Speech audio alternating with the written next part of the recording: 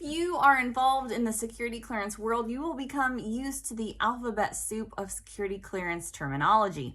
SSBI, SCI, the different terms that are used around background investigations, eligibility determinations, and cleared programs. So SSBI and SCI are often used interrelated. We get a lot of questions about what the difference is, if they're the same thing. They are very different. SSBI actually refers to a type of background investigation, the background investigation required to obtain top secret clearance eligibility. An SSBI investigation is not even used as a term often within DCSA right now. They've switched to a tiers model, so 5 tiers. Now they're changing, moving to 3 tiers. So if you do hear the term SSBI, it's referring to the type of background investigation required, again, to access top secret cleared information. SCI, often considered interchangeably, but not exactly the same thing. SCI refers to sensitive compartmented information. It's not a type of background investigation.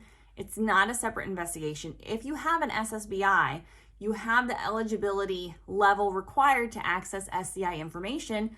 You might not be in a position that requires access to SCI because it is a subset of classified information.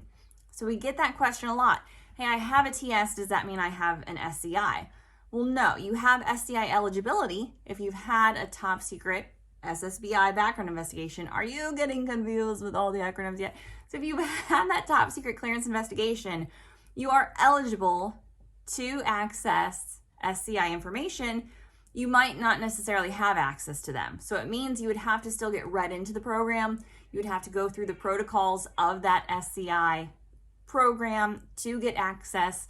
Doesn't mean you've had an SSBI means you can obtain access to SCI programs. Doesn't mean you automatically get access to those programs. Obviously, that's security 101. You should not get access to programs you don't need access to. You have to get read into, individually vetted for that program.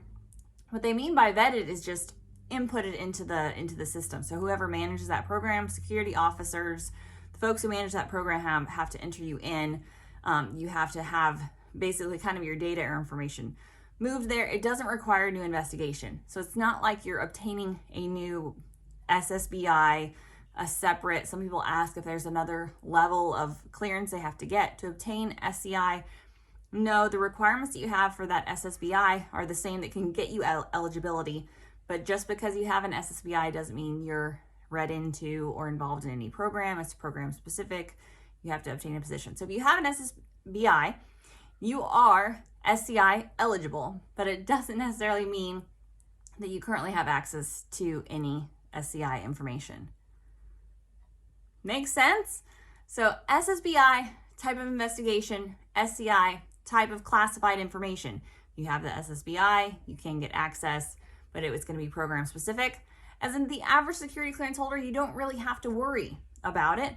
Your security officer, your program manager, the folks that are managing those systems should be able to read you into the programs that you need within the security clearance system of record, formerly JPass, now DIS. They should be able to move your information and put you into the program you need.